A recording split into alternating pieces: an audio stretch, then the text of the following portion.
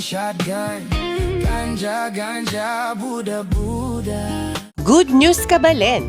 Dela dene Keti Pampanga ing sikat na halo-halo na dati king Quezon City mo. Ito ang Camonings Halo-Halo located sa MacArthur Highway, Barangay Dolores, City of San Fernando, Pampanga. Ang pinaka-special sa kanila, gumagamit sila ng real fresh fruits at may iba't ibang unique halo-halo flavors tulad ng avocado cookie almond, summer fruity, ube leche pastillas at marami pang iba. Mas masarap pa kapag ipinare sa kanilang taipaw, hakaw, and pork and shrimp siomai. Ang gusto ko sa halo-halo nila, hindi nakakaumay, sakto lang ang tamis, creamy ang gatas at ang milky shaved ice ang nagpapasarap sa bawat subo.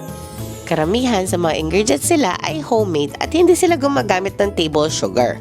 Kung naghahanap ka ng bagong dessert spot sa Pampanga, subukan ng Camonings Halo-Halo, home of classic Filipino flavors and crowd favorite halo-halo. Every scoop is packed with rich, creamy goodness that will keep you coming back for more.